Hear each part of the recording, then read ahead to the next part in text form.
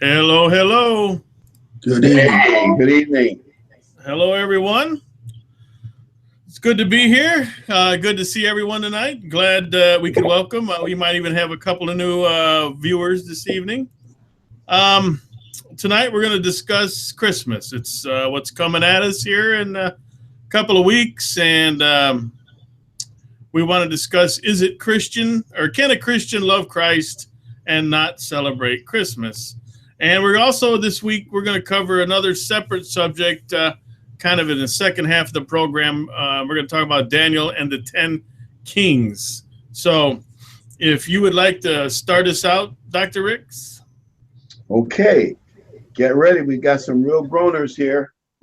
Okay, man says, when I see lovers' names carved on a tree, you know, like Benny and Geneva, I don't think it's sweet. I just think it's surprising how many people bring a knife to a date.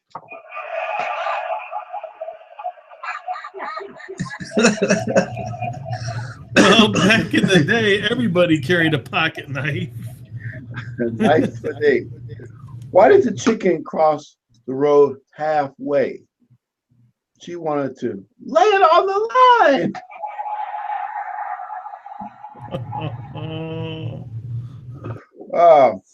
Who was the roundest knight in King Arthur's round table? Circumference.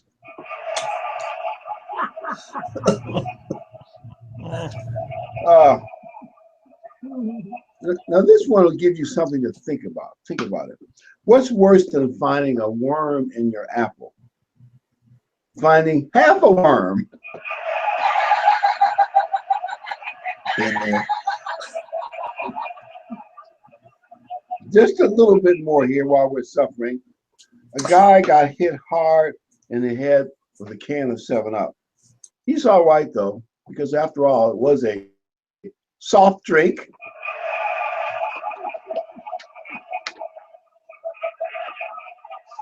Now this one, this is a real groaner. You got to picture this one in your mind.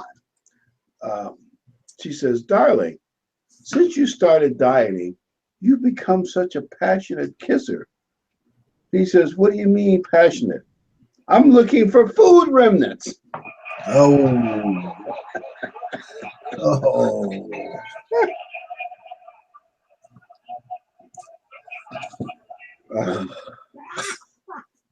Okay, here's my final one.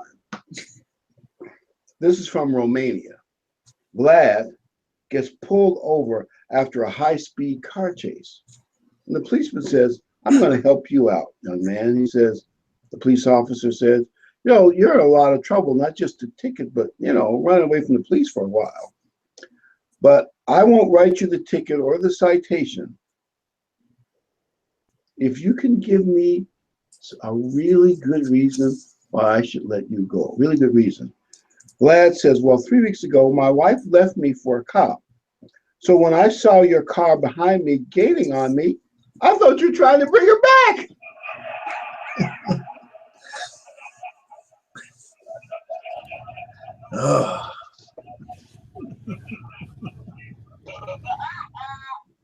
I noticed the married guys weren't laughing that loud.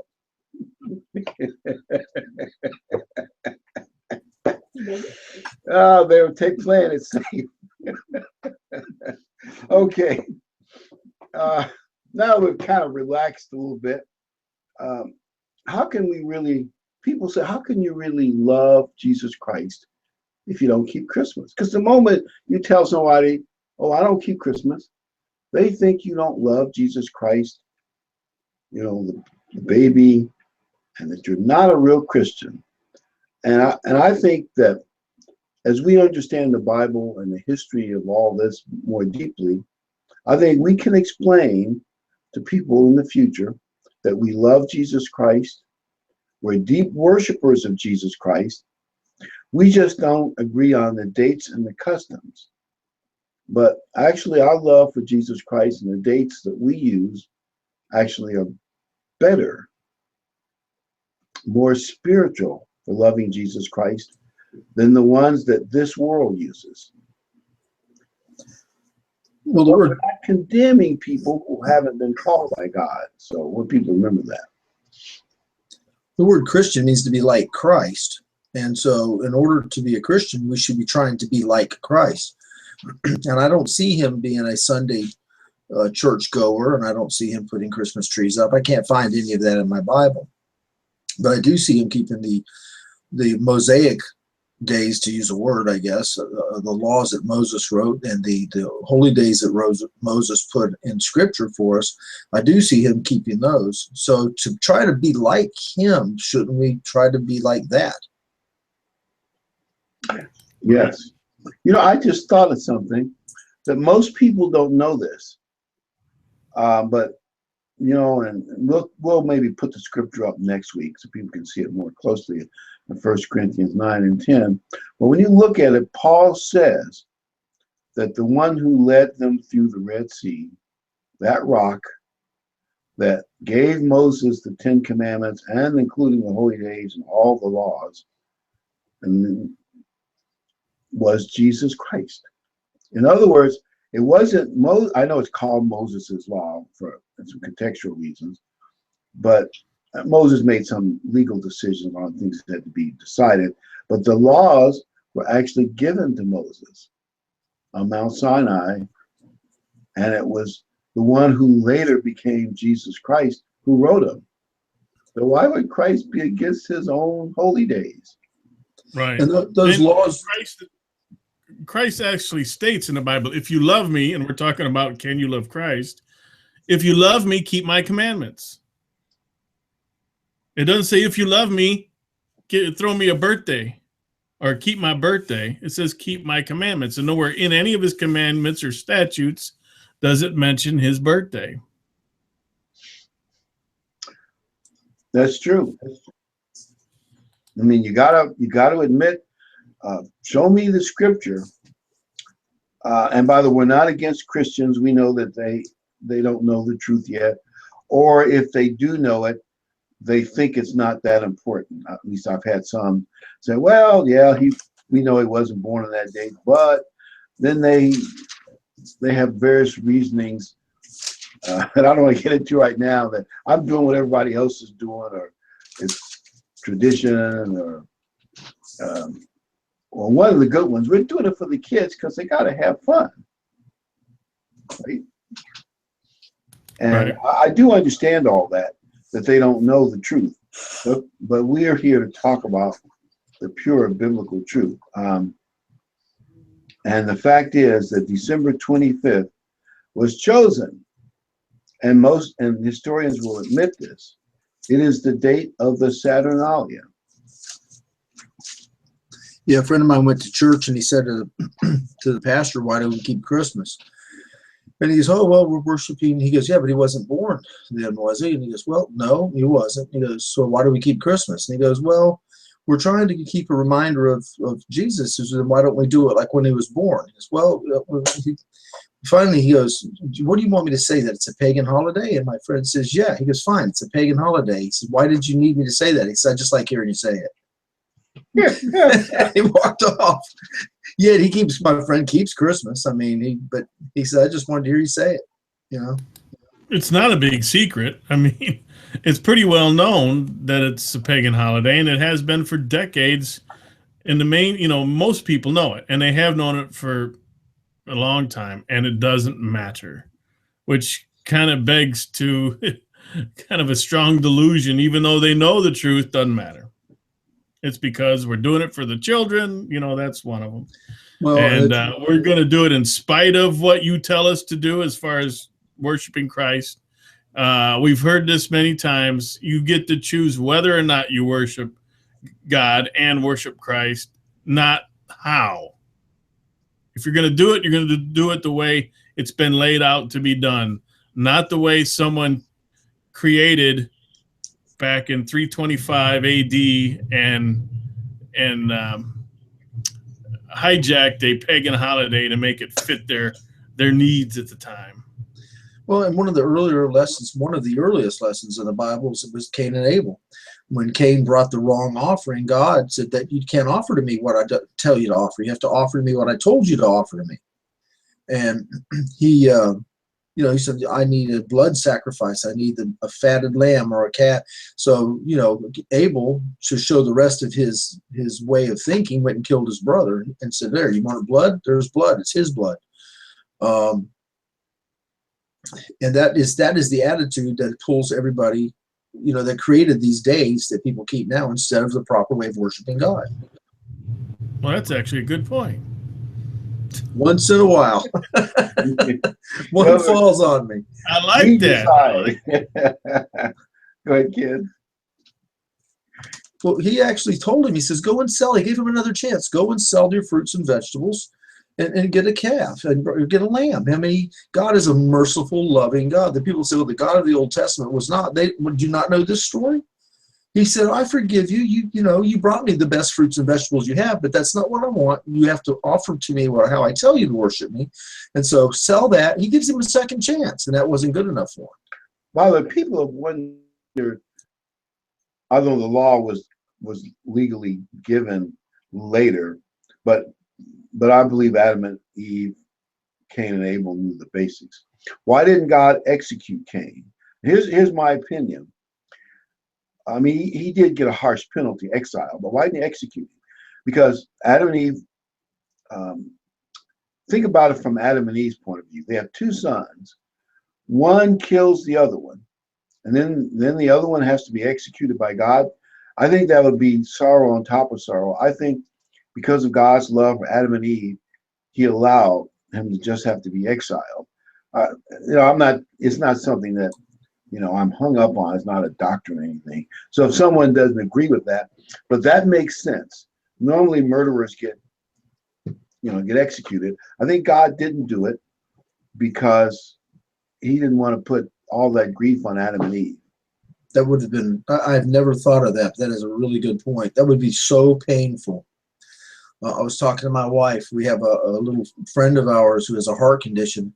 A very beautiful girl and very nice and smart, but she can't even exercise or anything because they're afraid she'll die. And I thought, as a parent, putting your child to bed every night, wondering if they're going to make it through the night must be so painful for them.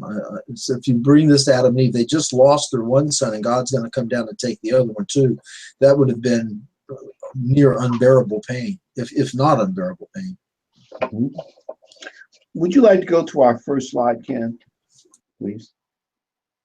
Yeah, you're right. That would be really painful. And I think that's why he didn't do it. All right. This is one everybody knows. Jeremiah 10, verse 2. Thus says the Lord, do not learn the way of the Gentiles. Do not be dismayed at the signs of heaven, for the Gentiles are dismayed at them. Well, let me make a point. We might make this point again later, but the reason that December 25th was the sun worshipers' date, more or less on most calendars, that's the point where the sun is at its lowest, least amount of sun, lowest on the horizon. And then they prayed and sacrificed the sun god, and then it starts going back up. The days start getting longer. Actually, this year it happened a little earlier than that, but that's the generality. They were so superstitious and frightened at the signs of the heaven that they worshiped the sun and the moon and all that stuff. And you can see, well, go ahead, Ken. We'll see what God thinks of all that. All right. For the customs of the peoples are futile. For one cuts a tree from the forest with the work of the hands of the workmen with an axe. They decorate it with silver and gold. They fasten it with nails and hammers so that it will not topple.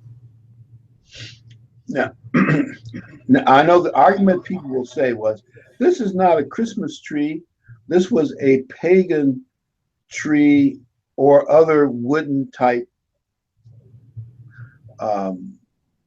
idol. Sometimes they were in the shape of a pole, or phallic symbol for Aphrodites. But the point I want to make is they were still using trees in pagan fashions. I've read this, so I'm assuming it's true. The current Christmas tree that we use now came from Central Europe or Germany, but it was still done in the pagan days of Central Europe. It's not a Christian thing.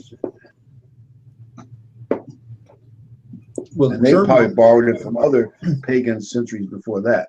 The German people were from northern Iran. They were a Babylonian people at one time, so their customs followed them over, I'm sure. Yeah, and I know everyone loves that song, "O Tannenbaum" and all that, and I know Christmas trees are pretty and Christmas music is pretty. The devil, this is the devil's world, and he does. I really believe the devil likes to be an angel of light, likes to be worshipped, and he kind of uses, well, at least in the ancient days, sun worship was kind of revolved around his direction. I don't know, people just didn't realize it. And so he makes it light, beautiful and bright and colorful. And so, it's hard to say, well, wouldn't you like all these lights they've got? The people across the street from us have a new light. They project it on the house, and the whole house winkles and twinkles, and it's a very artistic projection kind of thing. Instead of real lights, it's a cheaper way to do it. In the Old Testament, in several places, they talk about the evergreening tree. So apparently that was an evergreen tree that they had used way back. So, and one of the arguments that you will find is we at least need to mention it. Some will say, well, the date is really irrelevant. We're worshiping baby Jesus, and that is in the Bible, and we do want to acknowledge that it's in the Bible, and there's nothing wrong with talking about Jesus, the manger, and giving a lot of credit to Mary. And it could be, I'm just saying as an afterthought, we probably should not feel we have to neglect Mary's greatness among the early leaders of the Bible, just because others may talk about her only in certain times of year. So we don't want to, we're not disparaging any of that, but the timing is important. It really is. And I want to just look at a little bit of the evidence that proves that Christ was not born on December 25th. And people should know that. Let's go to the next slide in the group. All right, we're in Luke 1, verse 5. There was, in the days of Herod, the king of Judea, a certain priest named Zacharias of the division of Abijah. His wife was of the daughters of Aaron, and her name was Elizabeth. So it was that while he was serving as the priest before God in order of his division. Okay, let's go to the next slide. And then we'll just talk about the date a little bit and give you a piece of history that may be of value. This one is 1 Chronicles 24. And it verse 10, the 7th to Hakaz, the 8th to Abijah. Basically, you can go all through the whole thing. David helped them organize the priests that will work in the temple, although he didn't get to build the temple, his son did, but David set a lot of things up. One of the things he set up was the priest had there's a whole lot of stuff that had to be done and sacrificing animals. And sometimes they're pretty great numbers. So they rotated teams of priests, and certain priests, it was a 2-week term. And then they to pick lots to see who got to be in the Holy of Holies. Well, anyway, when you go through that part of Luke 1 to Luke 2:8, what you find out is it allows us to calculate Elizabeth's birth. because the course of Abijah, if you start in the beginning of the Hebrew year, the first month, which would have been in the spring, in March, and then the 8th cycle is the one that they were in. And the 8th cycle would put you in the summer. The scholar that I used had it in the last 2 weeks of June to the 1st of July. Even if you picked another scholar and it varied by 4 or 5 days, you know, it's still going to be in the summertime. That's the main thing I want to just say. It's going to be in the summer. So I'll see if I can simplify this, but you can read the whole section. It means that Jesus Christ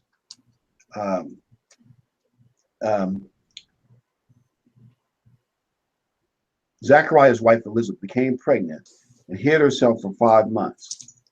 And then in the 6th month, this information allows us to calculate Elizabeth's 6th month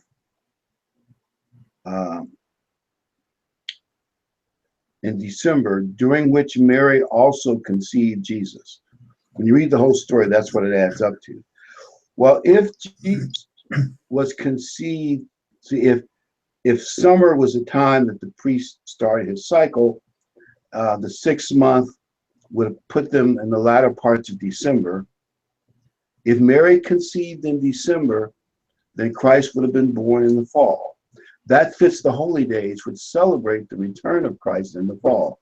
So when you keep God's holy days, you are celebrating, I say, both his first and his second coming, to the way God wants you to. A thought I've got, if I can interject here, Yes. he died on Passover. If you go back 6 months, that puts you around trumpets, the Feast of Tabernacles. So at 33 and a half. If you go back 6 months, that puts you him being born sometime around trumpets, atonement, Passover. I mean, trumpets, atonement, and Feast of Tabernacles. So that's a very simple way. And it says he'll be cut down in the middle of the week at 3.5 days, so 33.5 years.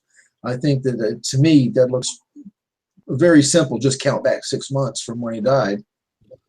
Right. A quick recap for those that's another way of doing it, counting it 6 months from when he died, 3.5 years. Yes, that's another way of doing it. Go ahead.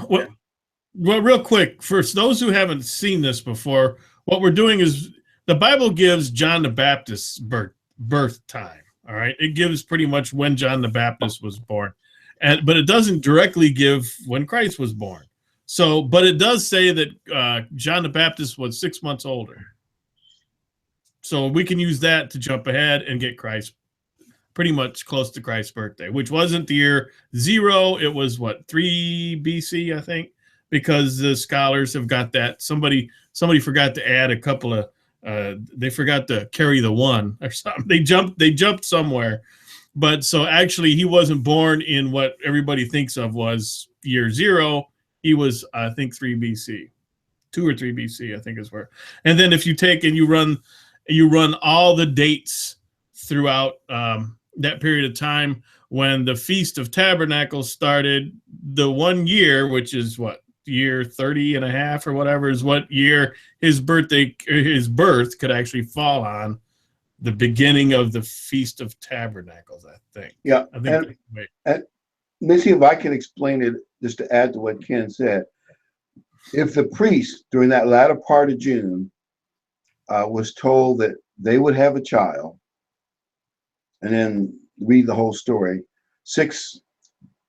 Elizabeth was 6 months pregnant, which would have taken it to December, because we know that course of Abijah or Abiah, depending on your spelling, was the summer. That would put you in the fall, late December, and then we know that at that point Mary and Elizabeth meets, and we know roughly when Christ was conceived. Then if Christ was conceived in latter parts of December, that means he was 9 months, he'd be born in the fall. There is a theory, and I'm just going to put it as a theory. One of the theories that maybe some of the false churches, as Christianity got some false influences, that they maybe said, well, look, if we want to appease our pagan neighbors, at least Christ was probably conceived in late December. Well, maybe that's enough to kind of go along with, because we do know there were apostate Christian churches, and we believe that a bunch of those apostates got together and eventually formed. Now, they wouldn't agree with this, but I'm just giving our church's opinion. They created, when Constantine took over the Roman Empire and then got converted on his deathbed, and he used Christianity to help rule the empire. It became the Holy Roman Empire, and in the image of the Holy Roman Empire was the Roman Catholic Church. I just want you to see how that connection probably worked out. But regardless of things we can't know with certainty, let's go to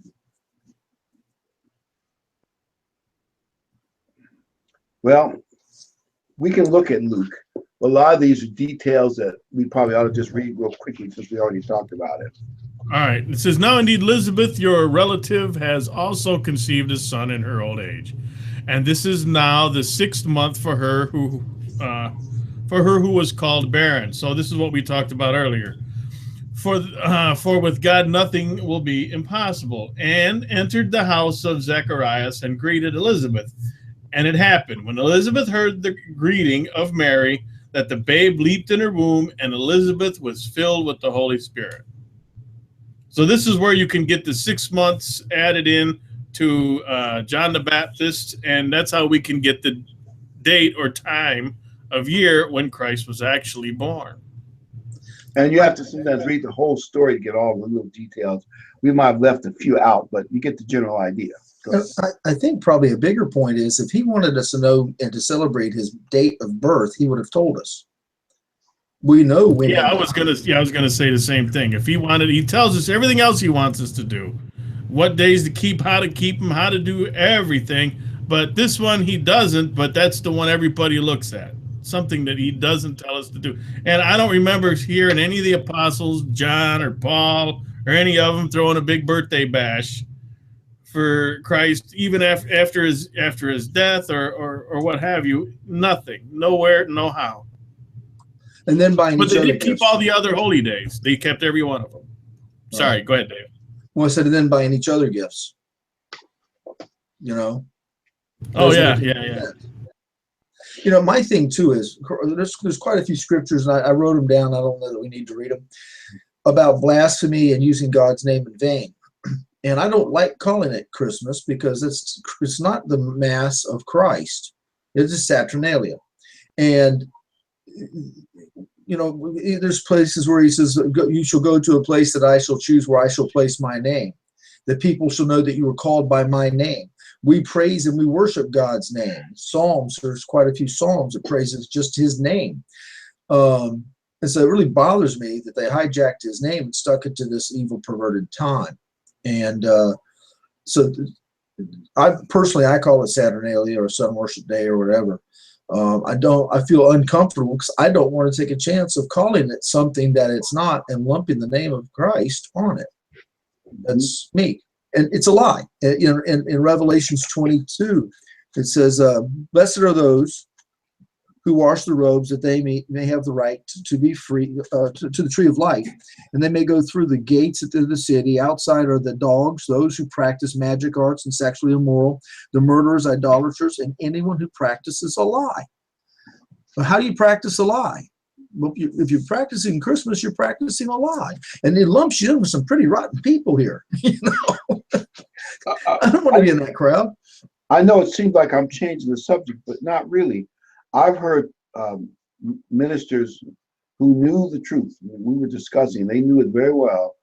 They said, we're doing it for the children because they have so much fun. And here's something to consider. Is lying to children about Santa Claus and maybe other things about Christmas that maybe they'll never find out about, but they might. You know, and I realize the anti-Christians play this up, and we're certainly not supporting the anti-Christians. But don't you wonder if the Santa Claus myth is really a good thing for kids? And is that a good excuse to keep Christmas? You know, I looked at this, and obviously, what first thing that hits your mind is, well, it's not good to lie to your children and to teach them that lying's okay. But every site I went to where I looked this up, this specific topic, was a anti-Christian site. They weren't Christians or neutral people. They were people who wanted to get the point across that Christianity is no good and that you shouldn't use it, or you shouldn't lie to your children and introduce them to Christmas, pretty much, period. But think about it. If you're lying to your children about Christmas, yeah, it's a white lie. It's a this. It's you know, it's no big deal. But it is. It's the first time you're exposing that child to a lie to manipulate someone else's behavior. You're planting seeds. You're planting seeds. You're telling them, look, I'm going to lie to you to make you behave a certain way or make, feel a certain way, whether it's good or bad. That's what the lie is about. So now when they go out in the world, or they talk to their, as they're growing up in life, well, they lied about this. They lied about that tooth fairy and whatever. But I got a real life experience with this, because I've always, even long before I was actually in the church, I was not a fan of Christmas. And I had a woman work for me. Actually, everybody that worked for me knew me as the Grinch. Not that I went around grumbling all the time, but I just told them the facts. Facts is I knew about Christmas. And I told the one woman that she had a young daughter, and I said, wait till she finds out you're lying to her. And she's like, it's no big deal. That she's not gonna, it's not that big a deal. Everybody does it. Well, about a year later, she was still working for me. She come to me mad at me one day. And what are you mad at me about? Well, my daughter found out, and she won't talk to me. She found out there is no Santa Claus, and she won't talk to me. So for, a week or two, she gave her mother the silent treatment, because she felt bad that all her little kid friends, I guess, knew or had figured it out. But her mother had lied to her, and her trust in her mother was shaken a bit, because, and when you're 5, 6, 7, 8 years old, don't think that doesn't happen, that your trust in those that you respect and love have been lying to you to get you to think a certain way or act a certain way does not affect you. I believe it does. Now, my parents didn't tell me about Santa Claus, really. And I never told my kids anything. They always knew from day one there was no Santa Claus. And when we took them anywhere, we had to, I don't know if it was right, but we had to stop them from blowing it for the other families, that they're like, what? It's true? I said, yeah, I know it's true, but they're living their lie, and it's not our job to shatter that, I guess. But hey, maybe it should have been. Until my son was about 5 or 6, he thought his name was Goofball. Because he was little, and he said, Dad, who is that? And I said, it's a goofball. We don't have nothing to do with him. And years later, he was probably 4 or 5 years old. We're at the mall, and this guy walks by, and he goes, Dad, it's the goofball. So he had remembered since he was probably 2.5 or 3. The other thing is that their minds at 5 years old are very literal. They don't understand nuance and sarcasm and teasing like that. So when you lie to them so boldly, they take you very literally. So that's very important in their psyche, that you don't break those rules. So I'm very lucky that I did not do that. I'm sure I've got other failures, but I did not do that with my. Oh yes, many, I'm sure. But think about it. Satan has got everybody to commit one of the most egregious crimes that God describes. A lying tongue. He hates a lying tongue, and he gets almost everybody on the planet to do that to the innocent little child. I know maybe some people thinking we're taking this too far, but it's a fact. It's true. They do that. So I was listening to Christian radio. This is an interesting story. I didn't know quite what to make of it. The lady was quite upset. A pastor in Dallas went to this giant mall where there were a long line of parents and kids to sit on Santa's lap. And he walked up and down the line screaming, at least that's how it was described, there is no Santa Claus. Quit lying to your kids. You should tell them more about baby Jesus and less about Santa. Get more Jesus in Christmas and less Santa Claus. And he offended a lot of people, caused a big disturbance. And I guess they called somebody to whisk him out of there. And they said he embarrassed Christianity and just upset a whole lot of people. I've had people tell me that their parents told them to go pray to Santa Claus for what they want for Christmas. Ooh. That's almost as bad as praying to Fidel Castro, like the Cuban communists did. Wow. That's interesting.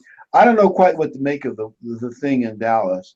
Obviously, I think we shouldn't run around offending people and causing unnecessarily trouble. But the point that the pastor was trying to make, and it's in my own mind, it's kind of a conflict. He was saying, and I understand what he meant. We're spending all our Christmas time on lies about Santa Claus and toys, and little or no time, or very, very little time, telling them about Jesus. Of course, we in the past, we've always said, well, Jesus doesn't really belong in Christmas.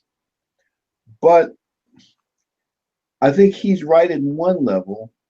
They should be focusing more on the Bible things and less on toys and Santa. But the way he did it, of course, is quite over the top. I'll tell you what, Right. just here, the other thing that bugs me is Cesar Borgia. They show this face, everybody thinks it's Jesus, and if you really do some research, it's Cesar Borgia, and he was as far from Christ-like as you can get. That's Just the a first I've thought. heard that name, but okay. Yeah, look it up. He's one of the model, from 1500, 1400, something like that. A long time ago. The painting was made on. A Yeah. long time ago. Yeah.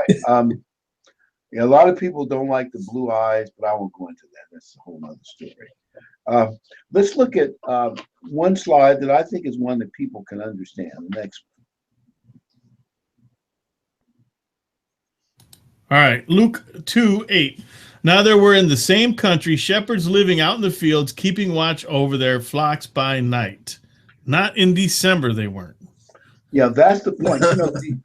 December 25th, by the way, and it does get cold, and it even snows sometime in Jerusalem, but the nights, even in the desert in America, the nights are very cold. But over there, nights are very cold in the winter. Of course, they're cold over here.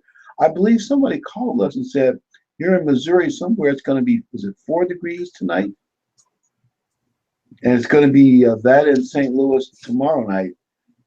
Now, maybe it wouldn't be quite that cold, but with wind chill factor, you do not keep both shepherds and flocks of sheep outside at night on December 25th.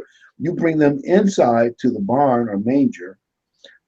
And what you have in the Bible description is Christ is inside, the baby, in the manger, and the sheep are outside. Well, that could be true at the end of December. Be warm enough to do that. You would not do that in the dead of winter.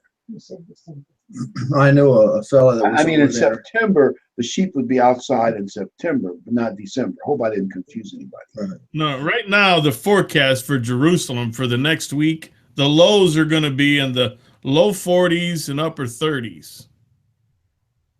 Right now. So in Jerusalem, that's what the weather forecast is. Well, with wind chill, that could be freezing, right? 30 degrees, wind chill at night, that could be below freezing. Yeah. I know a guy that could be worse. I know a guy that went over in October, and he said it was so cold and rainy that when they got there, the first thing they did was go buy winter clothes. Oh, I've heard places like that at night are usually, obviously it varies week to week, but usually at night it's much colder in the daytime, and you'll be a little shocked. And that's one that when I first read it, I understood it. That's just one of, like we've gone over several other proofs, that it had to be in the fall. There's a way you can try to make it come out to be spring, but really most of the scholars who are honest, it's in the fall. And there's no way, there's no path to get it to December 25th, the birth of Christ. And most of them will say that doesn't matter. That's what we do, and that's what we want to do, and we're going to do it. You know, it would be too much of a shock to stop doing what they're doing. It's like smoking or drinking. They can't quit doing it. Okay. Now I want to switch at this point to world affairs and to the Bible prophecy. And then what we're going to do is we're going to come back to Christmas next week, because people are still going to be talking about Christmas next week as well. And some of the problems that people have at Christmas time, including the issue of, do people have a right in America with our freedom of religion to keep Christmas and put the name of Christ in it? And I want people to be thinking about this, because a lot of the worldly major people and a lot of the big wheels in the world, they say, and most colleges and universities, we don't mind calling it the winter solstice, the holiday, or the seasonal holiday, but we don't want the word Christ in there. We want the manger scene, don't want the Bible mentioned, don't want Mary mentioned. We want to be purely secular. And I will give you my thoughts on that next week, because I think it might surprise you. Okay, so let's go to the Daniel and the 10 Kings. But first I want to talk about world affairs just briefly. I was listening to some of the commentators and experts on what happened this week. By the way, we've had, I believe it's 6 weeks, 5 or 6, whatever the exact number is, depending on whether you count half a week or not. But 5 or 6 weeks since Trump was elected, where the Dow Jones has gone up every week. Hasn't broken 2,000 yet, like they were hoping, but it's probably coming. That is in itself quite a record. But they said, well, who else has really been the winner this past week? And the experts said it was Putin. And I was listening to them talk. Let me get your opinion. It appears now that our government backed the Arab Spring, which made a lot of young people think they could overthrow Assad's government in Syria. But he got backing from the Iranians and the Russians, and it appears they have won the civil war. Aleppo, when I say this, maybe there are no good guys over there, so maybe that's the issue. But if you consider Assad, backed by the Iranians and the Russians, as the bad guy, they are winning in Aleppo, and the others are retreating if they can get out without being blown up. It appears that Assad is going to be safe in power for a while, and a good deal of Syria will be controlled by them. And the advantage this has to the Russians, they're winning, their side won. They get a naval port, a warm water naval port in the Mediterranean, something Russia has historically always wanted. And to a small extent, it's kind of a proxy victory over America. I'm not saying America was quite clear exactly what we wanted, but we were giving support to the non-Assad rebels, though no one could call them exactly good guys either, because they persecuted Christians in Syria. So there are no purely good guys, but anyway, the Russians, people they backed are winning, and the ones we backed are losing. And the other bad thing is in the East China Sea, the Chinese Navy has stolen 2 of our underwater drones. We told them not to. They did it anyway. I gather the Chinese Navy is kind of saying, we're in charge here, in your face. Is that not an act of war? I would think.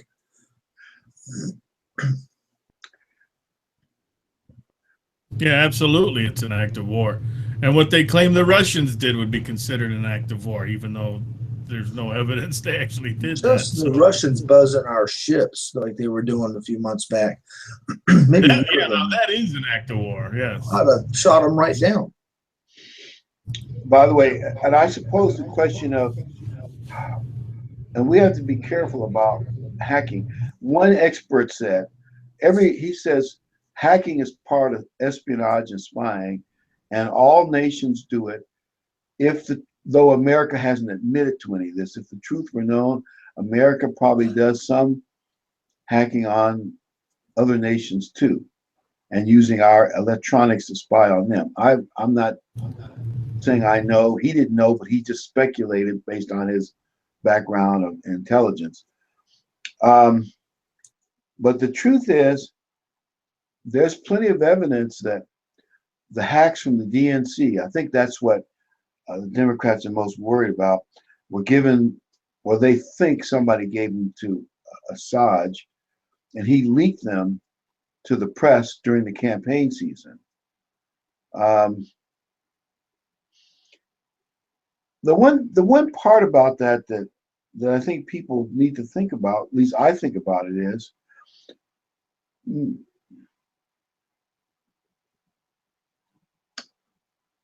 no one really denied that all the bad things in those emails was true.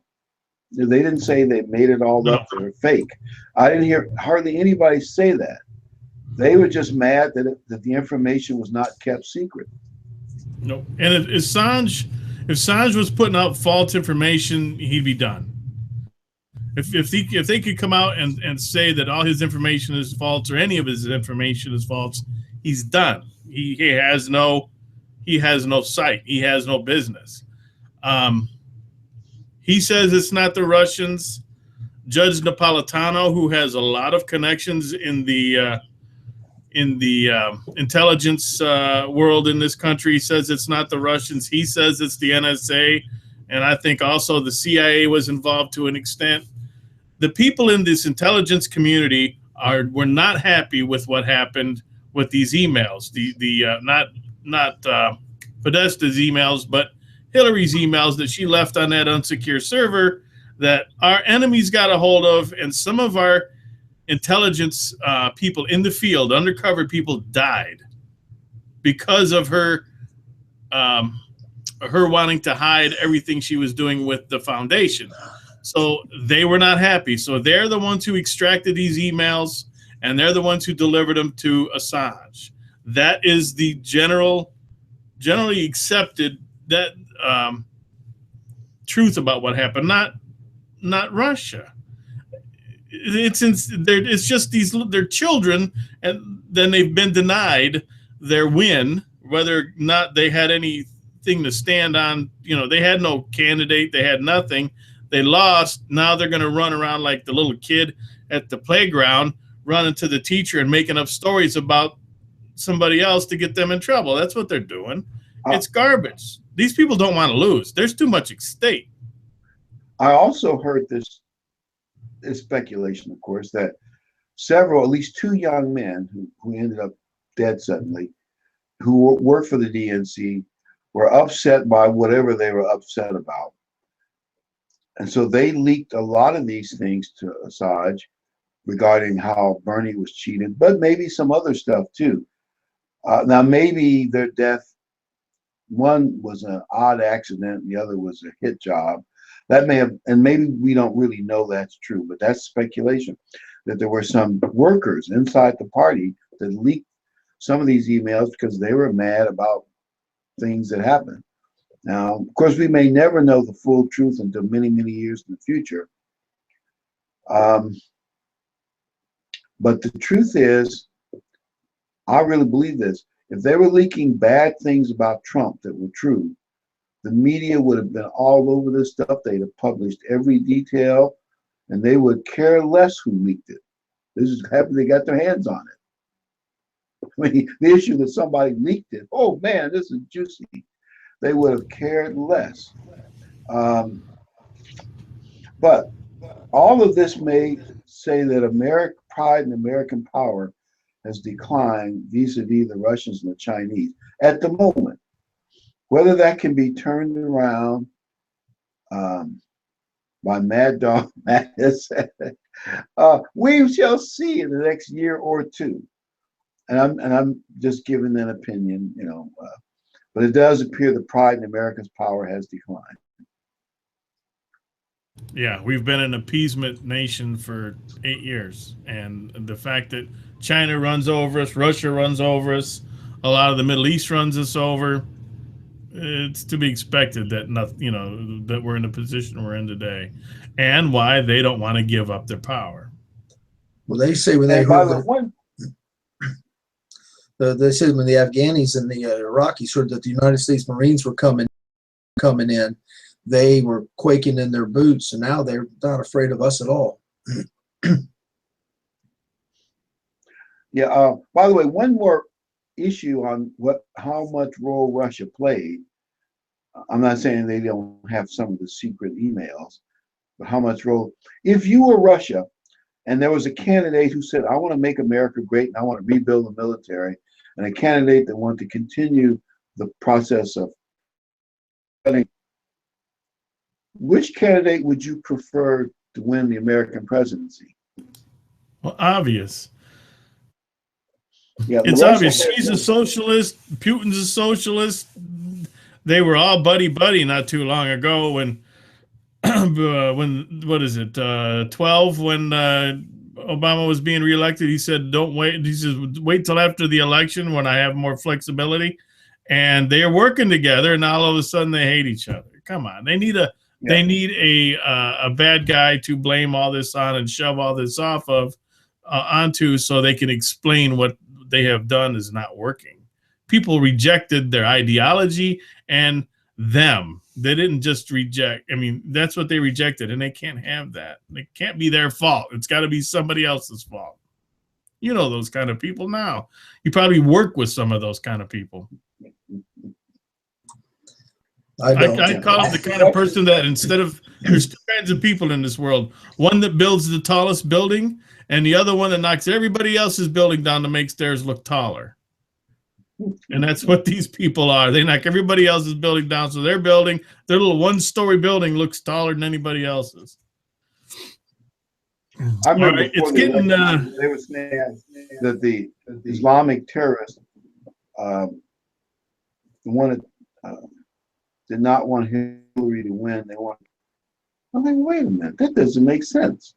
They've been hearing what Trump's been saying. There's no way, and that's quite clear now, that they wanted Trump to win. Same with the Russians. I don't believe they wanted Trump to win. They'd rather keep America getting weaker and appeasing more. But we will see. I guess no one knows how much each person played. But one of the things that comes out of this discussion is, in the end time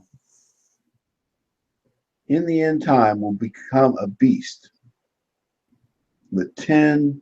Well, anyway, there's a beast, and there are different ways of looking at this beast, but this beast is coming in the end, and this beast is the power that rules the world, not America's superpower.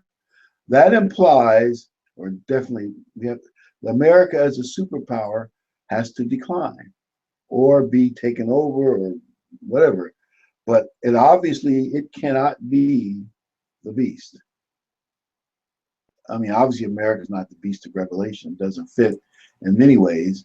But a beast in roughly the same area where the Holy Roman Empire stood in Europe is coming back again. And I just think people need to realize it is coming. Let's go to Daniel 2, the first slide in this group. It's Daniel 2:40.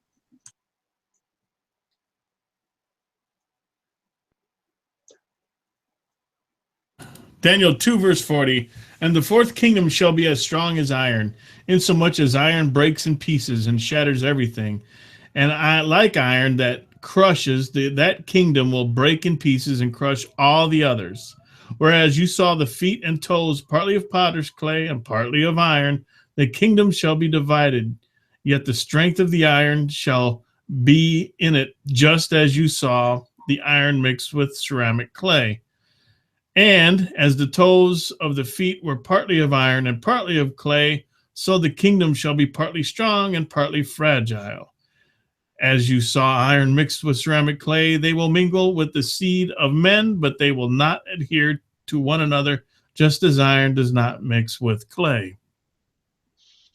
Now, when you look at all the beasts, all the statues, there's a statue that's the longest, takes the most space, and it has, and at the end of it, it has feet, 10 toes, and there are 10 kings. Half are strong iron, and half are weak clay. And when you go back to let's use World War II as a small model. If Hitler is the beast, and clearly he was beastly-like guy, needless to say, no doubt run by the devil. If you look at World War II, when Germany was dominant in Europe, they got some European allies, and their European allies were militarily weak as clay.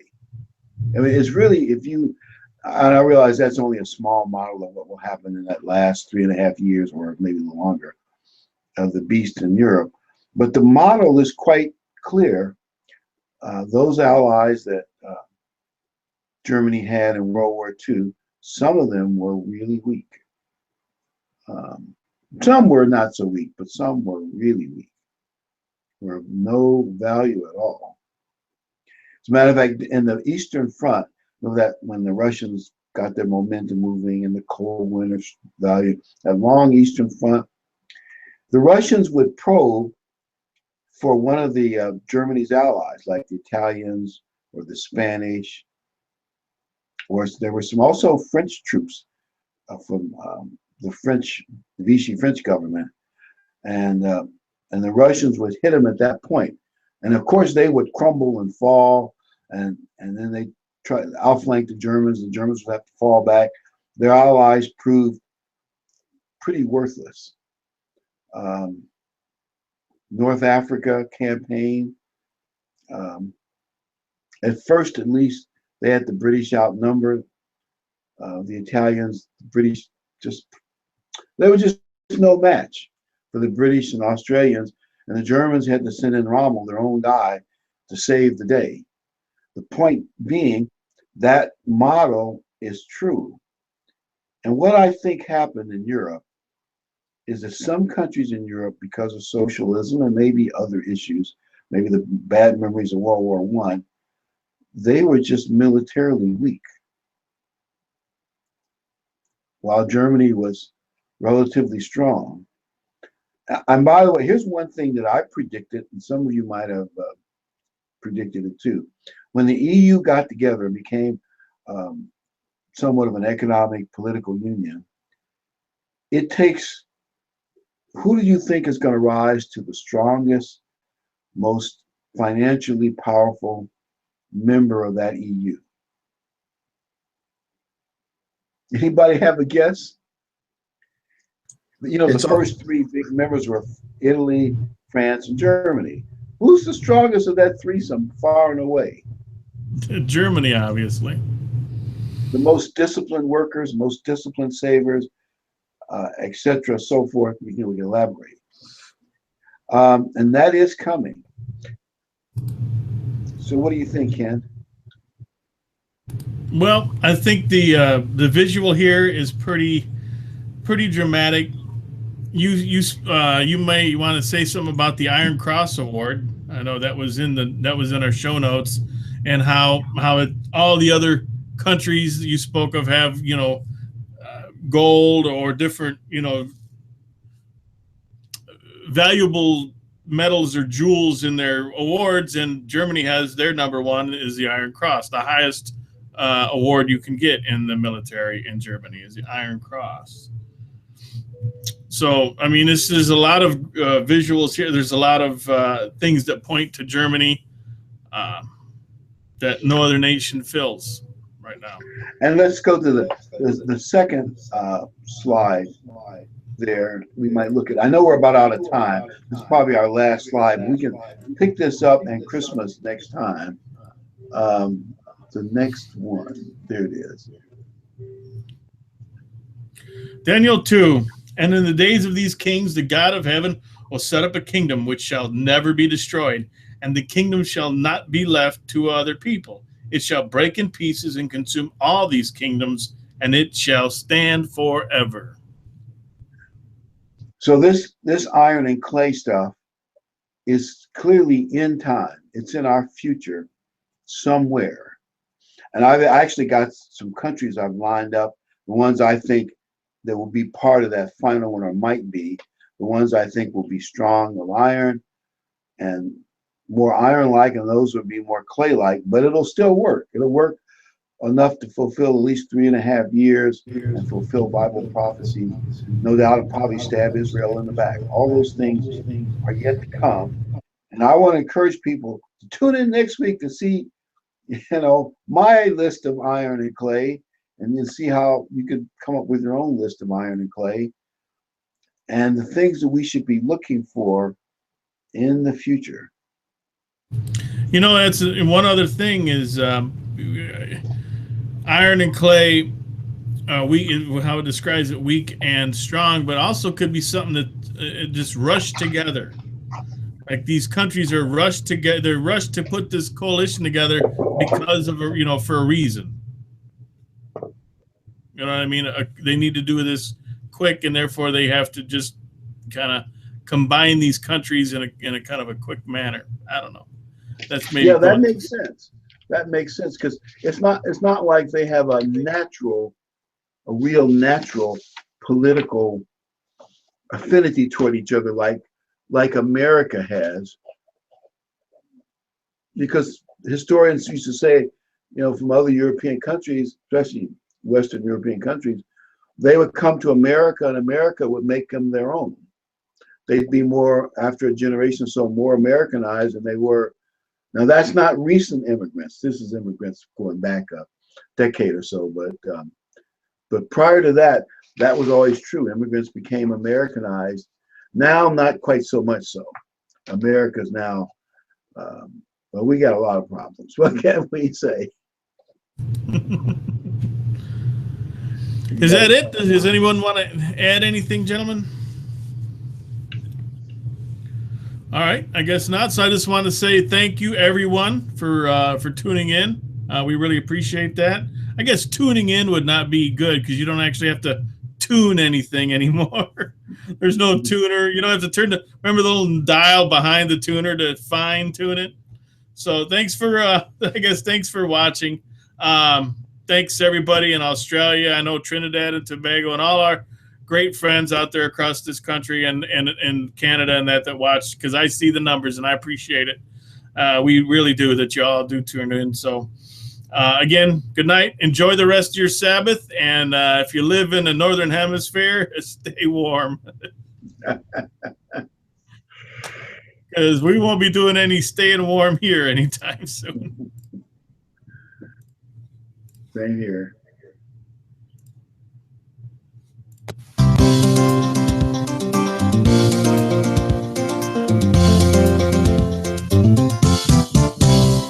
We're happy you could make it.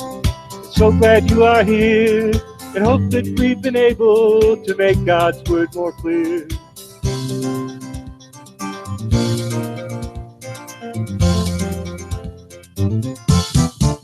Until next time, may God be with you in everything you try. But for now, till next week, we have to say goodbye.